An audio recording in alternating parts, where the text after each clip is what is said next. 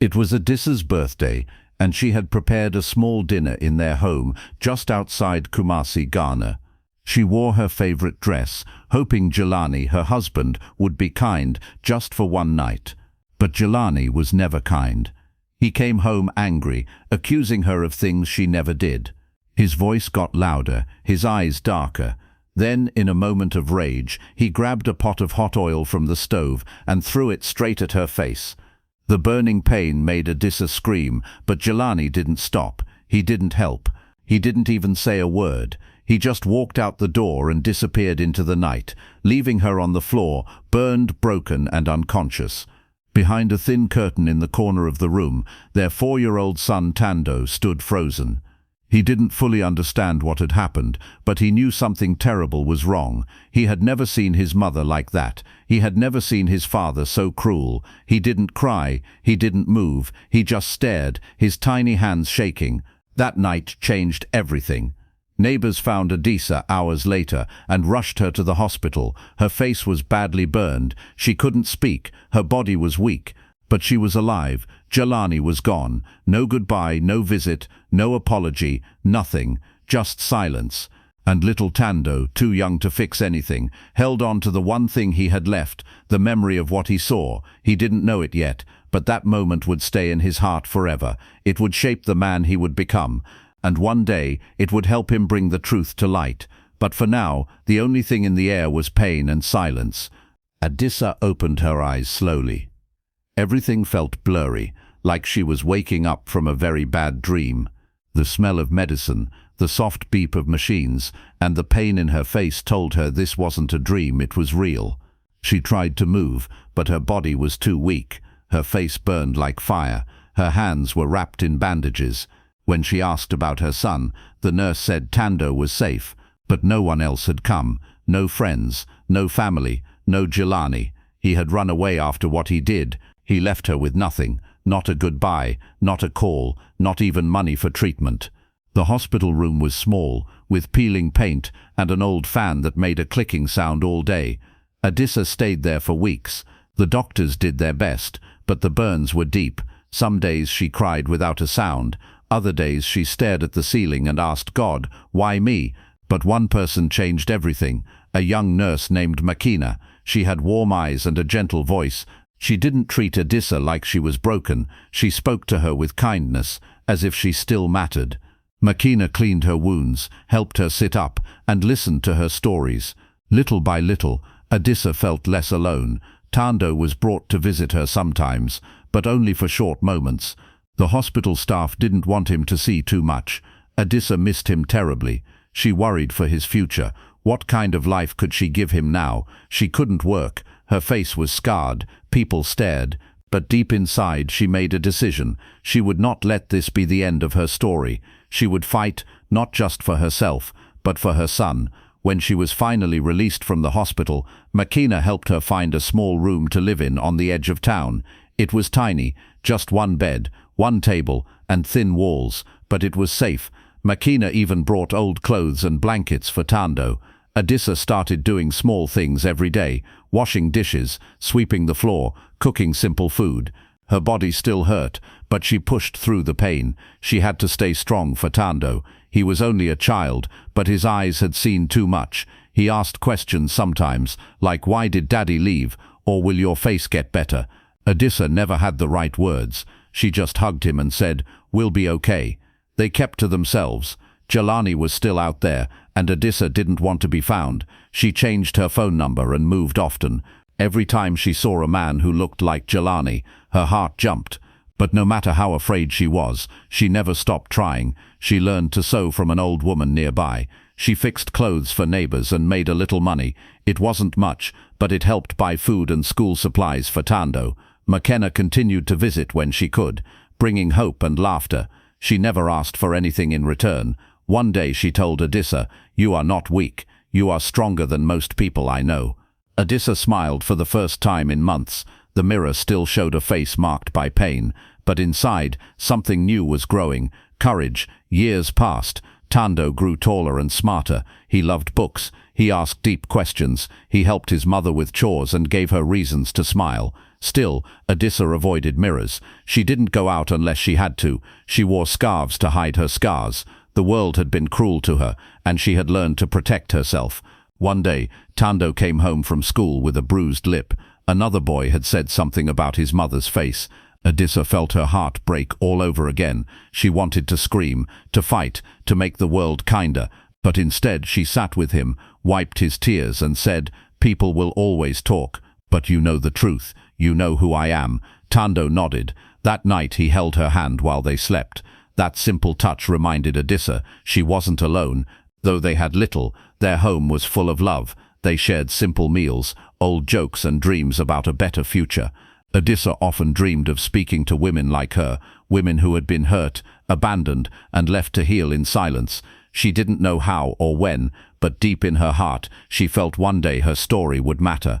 One day she would speak. One day people would listen. Until then, she focused on surviving. She prayed every night. She took long walks at dawn, her scarf wrapped tightly around her face. The sun felt good on her skin. The wind whispered peace. Every small step she took was a win. Every time she made Tando laugh, it gave her strength. Makena eventually moved to a bigger hospital in Accra, but she and Adisa stayed in touch. Whenever Makena called, she reminded Adisa of how far she'd come. "Look at you," she'd say. "You were lying in a hospital bed, and now you're standing tall. You raised a wonderful boy. You're doing it." And she was. Adisa wasn't perfect. She still had bad days. She still cried in the dark. But she never gave up. Her scars were a map of her journey, not a sign of weakness but of survival. She was no longer just the woman who had been burned. She was a mother, a fighter, and a quiet force of strength. No one could take that away from her, not even Jelani. The world didn't know her story yet, but one day they would. And when they did, they would see not just the pain she had endured, but the power she had built from it. For now she lived each day with quiet courage, holding Tando close and walking forward, one step, one breath, one prayer at a time. Tando had grown. He was no longer the little boy who hid behind the curtain, watching his mother fall to the floor in pain. Now, at 18, he stood tall with quiet confidence. He walked through the streets of their town with a steady step and eyes full of focus. He was known for his kindness, his intelligence, and his love for helping others. Teachers spoke highly of him. His classmates admired him. He was one of the top students in his school and had started speaking at local youth events, sharing messages of strength, hope, and justice. But what no one knew was that Tando had a secret mission, a deep burning fire inside him that had never gone out. Every night, after his homework was done and his mother had gone to bed, Tando sat at an old wooden desk with a lamp that buzzed softly. He opened a notebook filled with dates, names, and stories. He had spent years quietly collecting everything he could about his father, Jelani. He read old police reports, gathered witness statements, and even tracked down neighbors who remembered the night of fire. He asked careful questions and recorded every answer. Some people were scared to talk. Some looked away, but others remembered what Jelani had done. They had seen the ambulance. They had heard the screams. And slowly, piece by piece, Tando built the truth into something solid, something strong enough to stand in court. He didn't do it for revenge. He did it for justice. He did it for his mother, Adisa, who had spent years hiding, healing, and surviving. He did it for the little boy he used to be, who had once felt helpless and afraid. And he did it for others too, those who had been hurt and silenced and forgotten. Tando believed deeply that one person's courage could change the world. He had seen that courage every day in his mother's eyes.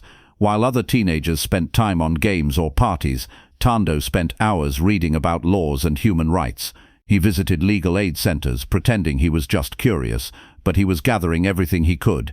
He emailed lawyers secretly and asked questions without saying too much. Some replied, some didn't, but he never stopped. He learned how the justice system worked. He wrote and rewrote his plan many times. He even found an old news article about Jelani, who had started a small business and was now pretending to be a respected man. That made Tando's blood boil. The man who hurt his mother so badly was now living free, smiling for pictures, acting like a hero. It wasn't right. At school, Tando joined clubs about human rights and became a leader. He spoke calmly, but his words carried weight. He didn't tell anyone about his past, but his passion was real. People listened. His story, what little he shared, touched hearts. He started organizing small events, gathering youth who cared about justice and fairness. Slowly, a movement began to grow around him. He was still just a student, but he was becoming something more, a voice that others trusted. At home, he never told Adisa the full story of what he was planning. He didn't want to worry her. She had already suffered so much.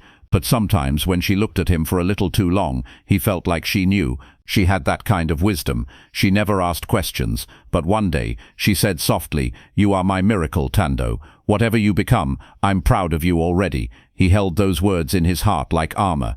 One afternoon after school, he walked to an old shop near the edge of town. It belonged to a retired journalist who had once worked in Accra. Tando had found him through a contact. The man listened carefully as Tando explained what he had been doing. He didn't share everything, just enough to get help. The journalist sat in silence, then said, "If what you're saying is true, the world needs to hear it. But you must be ready. Truth can shake the ground." Tando nodded. He was ready. Together they planned something bigger. Tando wanted the story, not just in court, but in the open, where everyone could see what Jelani had done. He didn't want the truth buried in quiet files. He wanted light. He wanted the world to know what it meant to survive and to rise again. So they started preparing a full case and a moment that would change everything.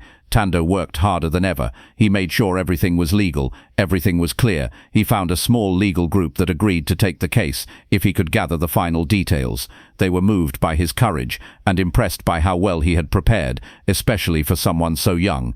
One of the lawyers told him, "You're not just brave, you're brilliant, and you're doing something that matters." Tando smiled, but inside he was shaking. The truth was, sometimes he was scared, not of failing, but of facing the man who had caused so much pain. Could he really stand in front of Jelani? Could he stay calm? Could he do what needed to be done? He didn't know. But every time he doubted, he remembered his mother's silence in the hospital, her hidden tears at night, the scars she covered with scarves, and the way she never gave up. That gave him strength. He didn't want to ruin Jelani's life. He wanted to hold him accountable. He wanted to say, "You can't hurt people," and just walk away. He believed if Jelani was finally exposed, maybe others like him would think twice. Maybe more women would feel brave to speak. Maybe more sons would stand up for their mothers. That dream kept him going. Then one day, an opportunity came. A national youth event was announced in Accra. It was big. Leaders, press, and famous guests would be there. Tando was nominated to be one of the speakers for his work in youth rights. It felt like fate. He saw it clearly. This was the moment. This would be the stage, not just for him, but for justice. He spoke to his legal team. He told the journalist. He even wrote a script. Carefully, line by line. It had to be perfect. He sent an invitation to Jelani through a fake name. Jelani, now a well-dressed businessman with no idea what was coming, accepted. He thought his past was buried. He thought his son had forgotten, but Tando had never forgotten. That one night, the screams, the silence, the smell of oil had never left him. Now it was time to make sure no one else forgot either. The days leading up to the event were long and tense. Tando barely slept. He practiced his speech again and again. He checked every fact, every video, every word. He wasn't just a boy anymore. He was becoming a symbol of something bigger. Truth, justice, and love that never gave up. His mother had given him that gift, and now he was going to use it. The night before the event, he sat beside Adisa, who still didn't know the full plan. He held her hand and said, "You're the strongest person I know." She smiled gently and kissed his forehead. "And you're my reason to keep going," she whispered. Neither of them knew that tomorrow the world would finally hear their story, and nothing would ever be the same again. The lights in the grand auditorium of Accra were warm and golden. The red carpet outside was busy with cameras, reporters, and young people dressed in their finest clothes. It was the National Youth Impact Awards, a night to celebrate young leaders across Ghana who had made a difference in their communities. Inside, banners with powerful words like justice, hope and change hung from the high ceiling. The crowd was full of dignitaries, ministers, students and families. Everyone had come to cheer for the new generation of change-makers. Among them stood Tando, only 18, but his eyes held the calm fire of someone older. He wore a simple black suit and a small pin on his chest that said, "Truth Matters." His name had been in whispers for weeks.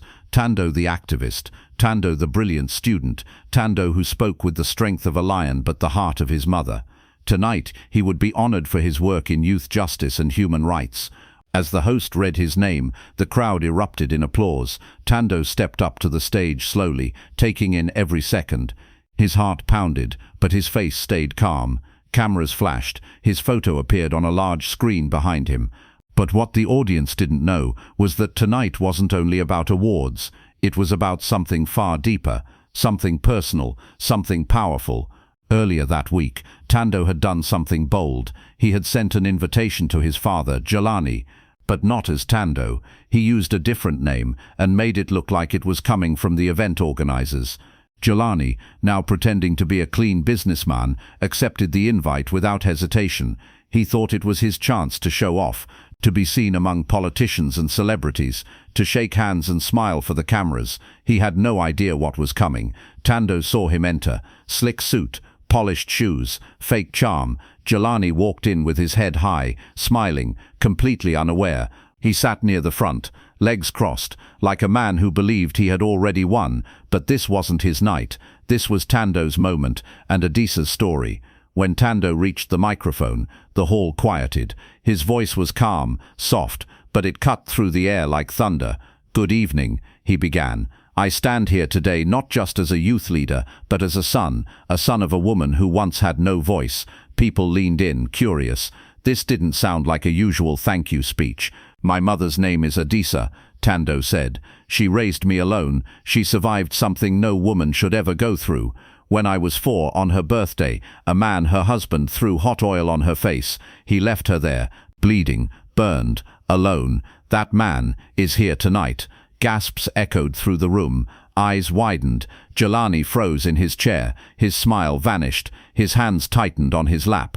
He looked left and right, unsure if this was a joke.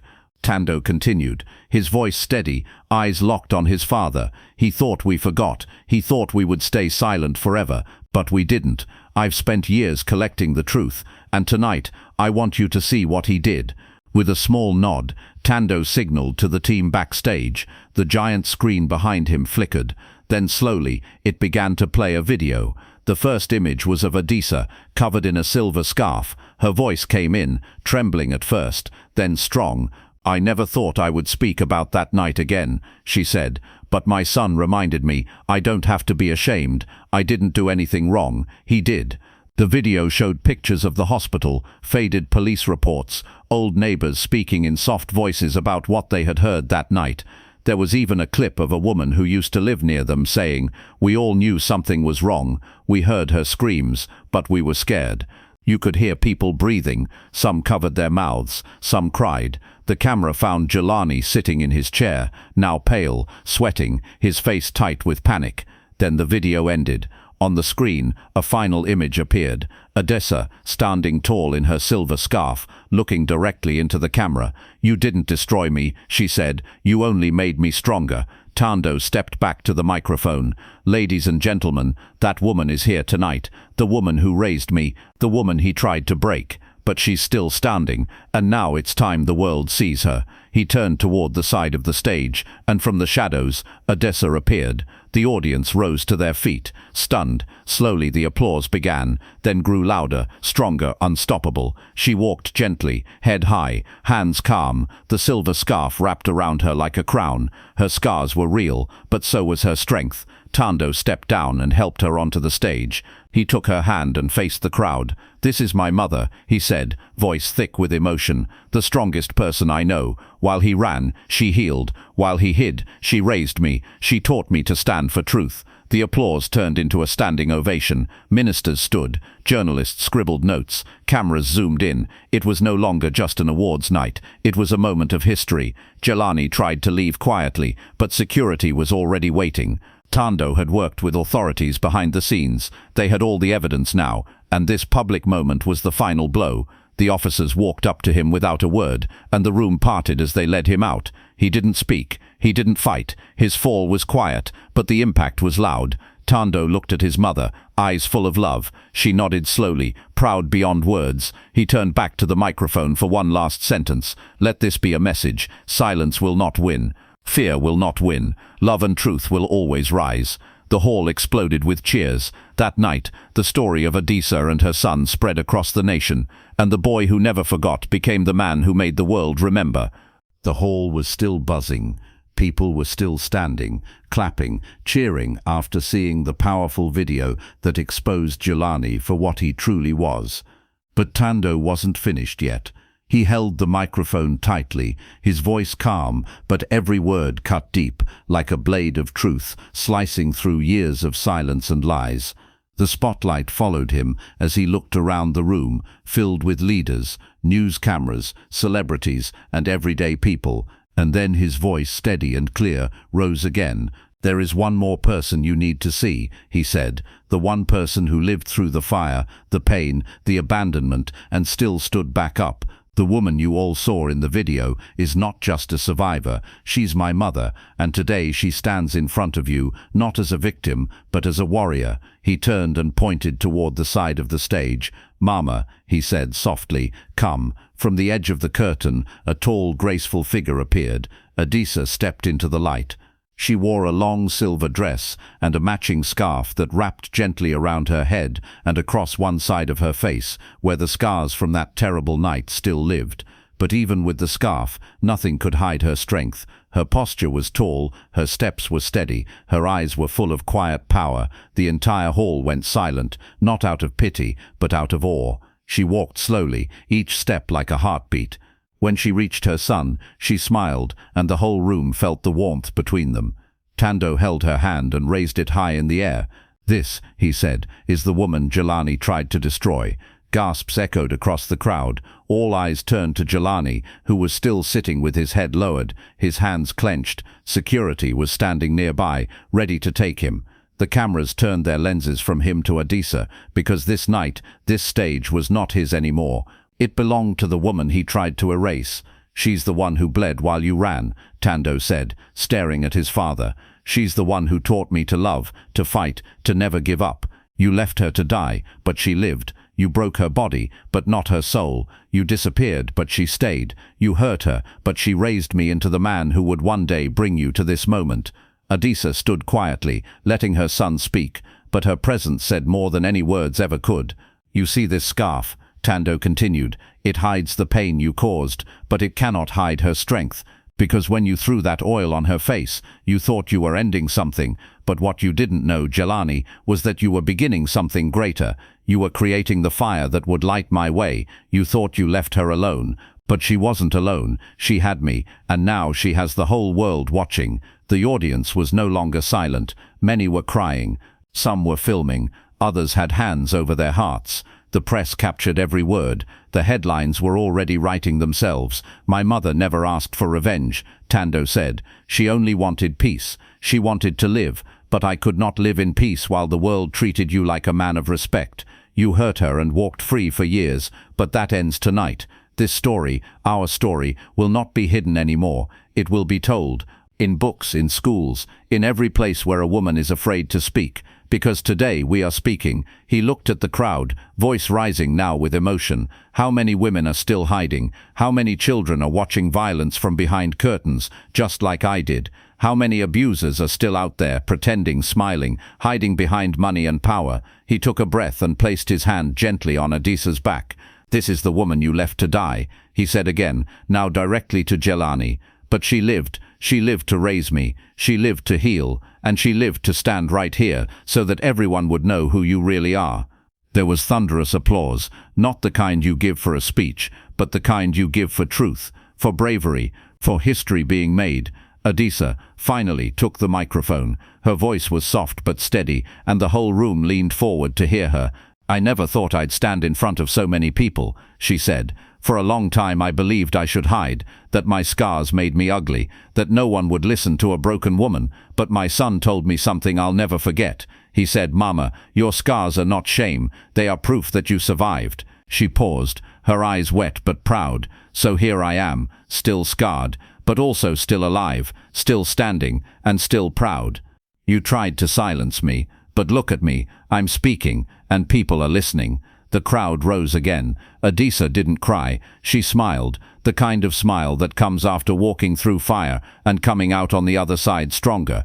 Tando stepped forward one last time. "Mama," he said, turning to her, "you gave me life. Now I've given your voice back to the world. This is only the beginning." Together we will make sure that no woman, no child, ever has to suffer in silence again." The lights on the stage brightened. Reporters rushed to capture the final shot, mother and son standing side by side, hand in hand, two survivors, two fighters, and in the background, Jelani was finally being led away in handcuffs. The hall didn't cheer for his arrest. They cheered for her survival. They cheered for truth. They cheered for every person who had ever been told to stay silent, to hide, to forget, because tonight silence was broken and the whole world heard. That night, social media exploded. Videos of the moment spread across Africa and beyond. Hashtags trended. Adisa speaks. Truth wins. Scars are strength. People everywhere shared their own stories. Survivors who had never spoken before found courage in Adisa's words. Youth leaders quoted Tando's speech. Women stood taller, and the name Jelani became a symbol, not of power, but of shame. Justice, finally, was speaking louder than silence. And it all began with a woman who refused to stay broken, and a son who refused to forget. The morning after the awards night, the sun rose slowly over the city of Accra, but for many the world had already changed. News of what had happened at the National Youth Impact Awards was everywhere. On radio, on TV, on phones, everyone was talking about Adisa and her brave son Tando. The video of Tando's speech had gone viral overnight. Millions of people watched him expose his father in front of the nation. They cried, they shared, and they celebrated the courage it took for a young man to stand up for his mother and for justice. In the quiet neighborhood where Jelani lived, the peace was broken by the sound of police sirens. Officers walked up to his home with arrest papers in hand. There were no more cameras, no red carpets, no suits and smiles, just law and truth. Jelani didn't resist. He knew it was over. As he was taken away in handcuffs, neighbors peeked through their windows. Some whispered, others shook their heads. His time of pretending was finished. The law had finally caught up with him. Back in Kumasi, Adisa sat with Tando, holding his hand. She was quiet, but her heart felt lighter than it had in years. She was no longer just a survivor. She was now a symbol of strength for women across Africa. Messages came flooding in. Women from Kenya, Nigeria, South Africa and beyond shared their own stories. They said, "Because of you, I'm ready to speak." Tando didn't feel like a hero. He just felt like a son who did what was right. But the world saw more than that. They saw hope. They saw the power of truth. Months later, Jelani stood in court. The evidence was clear. He was found guilty of assault and abandonment. He lost his business, his reputation and his freedom. And the final blow, it came from the judge who said, "Justice is not blind. It sees the truth, and the truth has spoken through your son." As Jelani was taken away, Tando stood beside his mother. She looked at him with proud eyes, and he whispered, "We did it, Mama." For once, justice had a face, and it looked just like theirs.